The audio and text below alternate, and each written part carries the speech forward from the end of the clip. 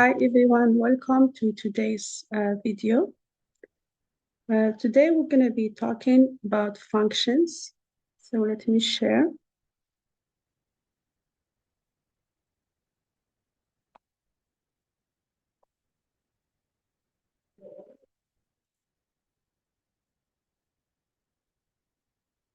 What is a function? A function is a block of code that you can use over and over again. It's a reusable block of code designated to perform a specific task.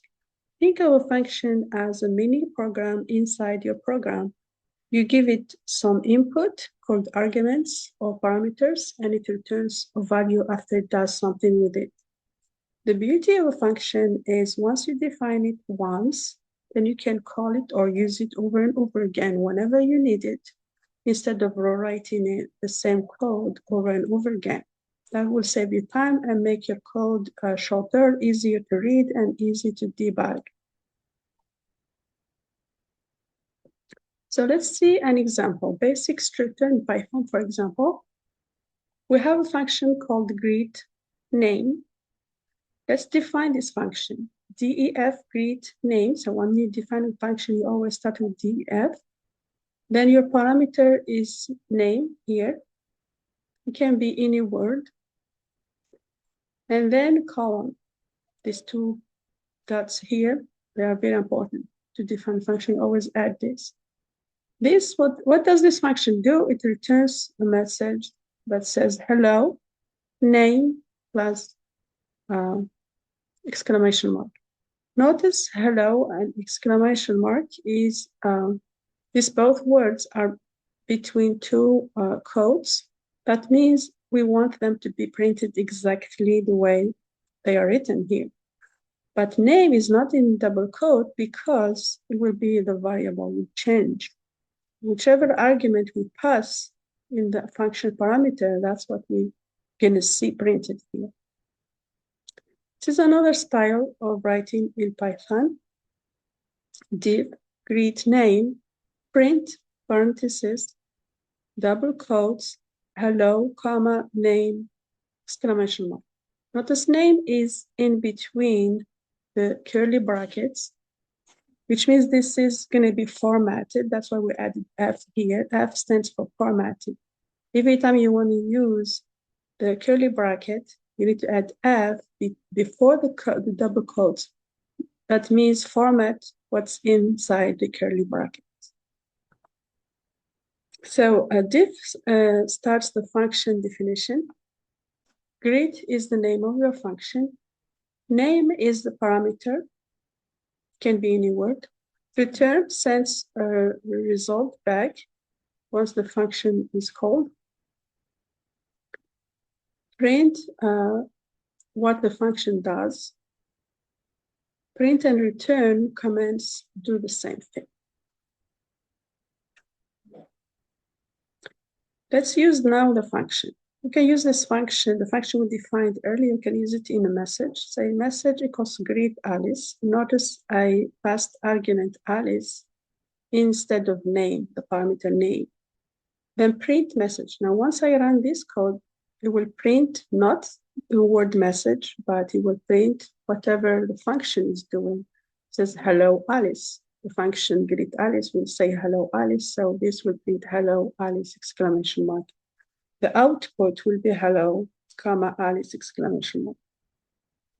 So greet Alice is calling the function with the argument Alice. This is how we read this.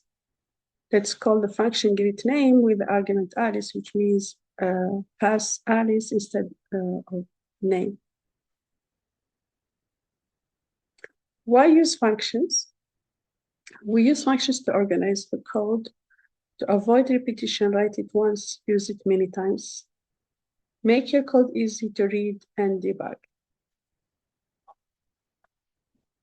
So now let's practice.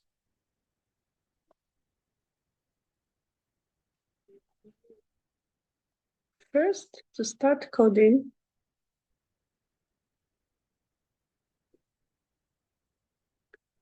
let me make sure I'm sharing.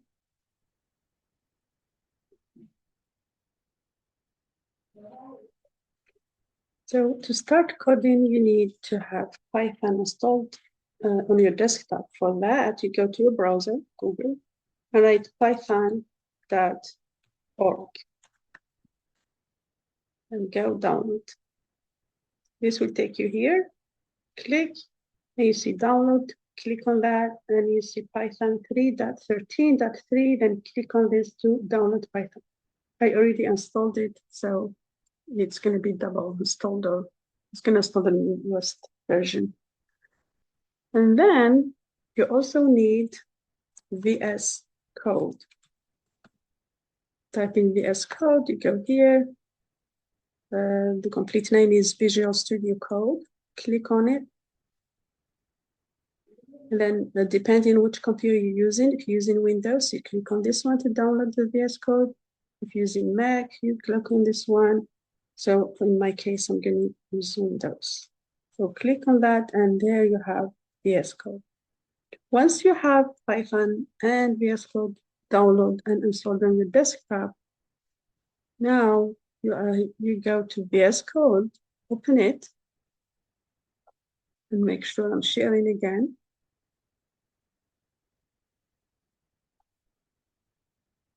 Okay, so I'm sharing this screen. So once you open VS Code, you see something like this. You go and search Python in this extensions. See where this icon here, go extensions. I already installed it in my VS Code, that's why you see it. But in your case, click extensions, go to the search bar and write py, start writing py, then you will see it, or write the whole thing Python. Then go to Python. This will install automatically. When you click on Python, you will see this, and then click install. This will install automatically Python debugger and Pylance and Python. Okay, and now you install Python. You installed Python is your interpreter for your language, for the program you're writing, and VS Code is your operator, where a platform where to write your code. And then you called Python into your VS Code. I mean, you installed Python inside your VS Code. Now you need to call Python file to your VS Code. For that, let me go back.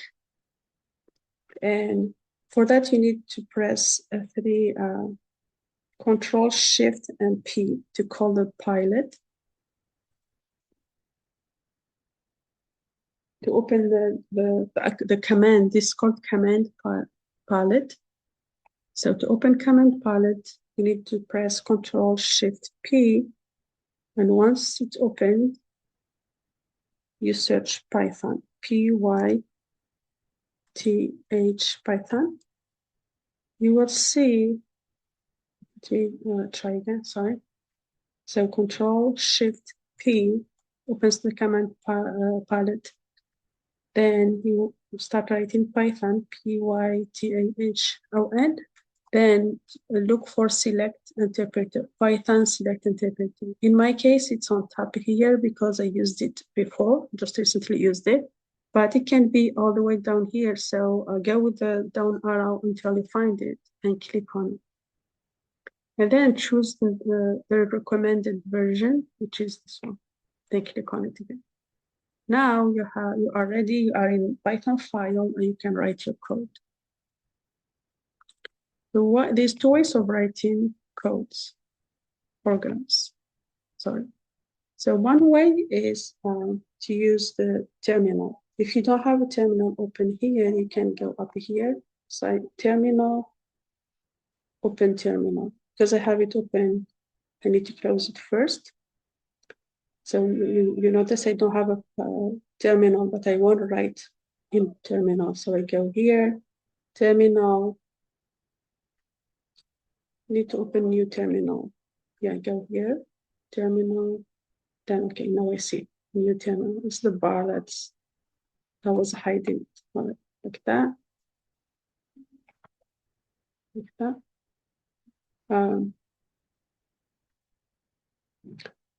So to start writing your code in terminal, commands in terminal, this is one way of writing. It's by passing a command directly into terminal. You start with py, right? Py, hit enter. Then you will see the version of Python you're using.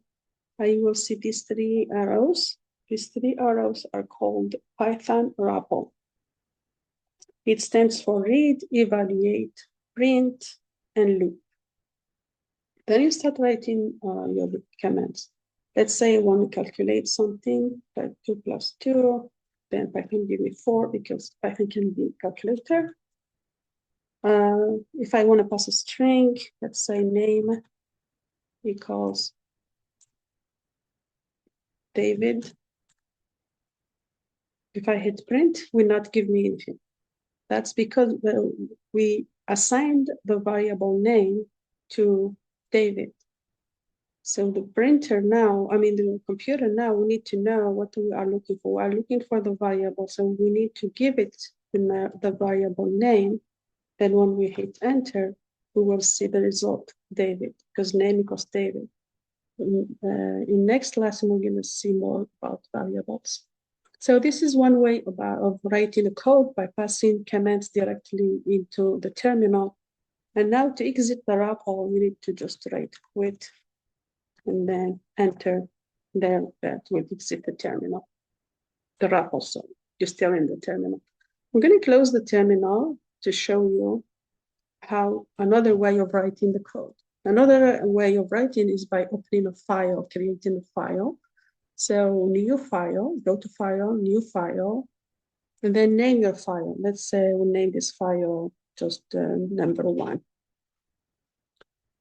or lesson 1 or your name or anything. Then create file. We'll ask you to save it. I'm just going to save it on my desktop.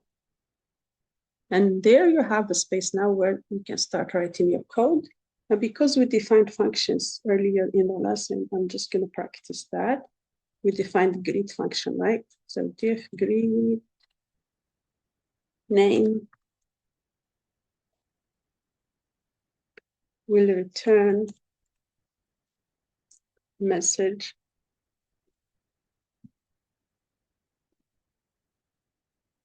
plus name plus name plus quotes, double quotes, exclamation mark. This is my function. It's defined like this. You will return this message, hello, and name. This name can be variable, can be any name we want, any name we pass here. Once we call the function, and exclamation mark. Now, once we define function, now we can use it. Notice in Python, you need to define something before using it. In other languages, you can write the program and then define the functions. But in this case, we do it this way. So now let's use it. Let's use it in a message. We want to greet somebody specific now. We greet Alice, right? So we pass argument Alice instead of name. Greet Alice will print the message. Print message. See, this makes our program easier, our code easier, because we don't have to write the whole message inside here. We can just say print message. Print message will not print exactly the word message. Instead, it will print whatever the function is doing, which is greeting, saying hello, then Alice, then exclamation mark. Now we want to run this code. This is our program. We want to run this program. We go first, we open a terminal, a new terminal. It's right here. And then we go to either run with debugging or without debugging. Let's say run. To run with Python debugger, we need to then go here and write Python. This will give us, so let me repeat this. So to run it this way, we go run without debugging, it will give us an error for some reason. Let me open a terminal again. New terminal. So let's run.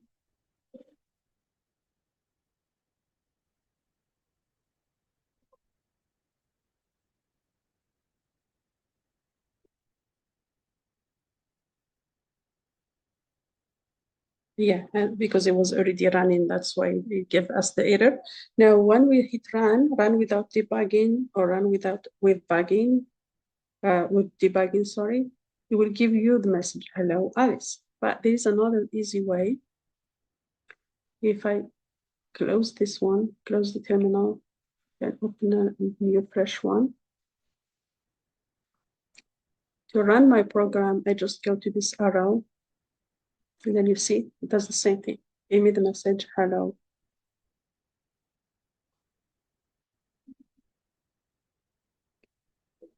You give me the message, hello, Alice. Hello, Alice. So either you use this arrow here, or you go and do it this way. Start debugging. There's nothing, there's no error. Run without debugging will give the same result. Hello, Alice. Let me move this part so you can see.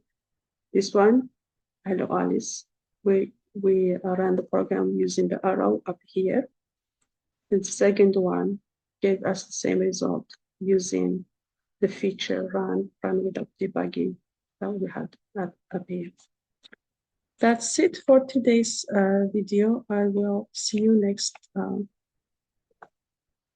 video. We will talk about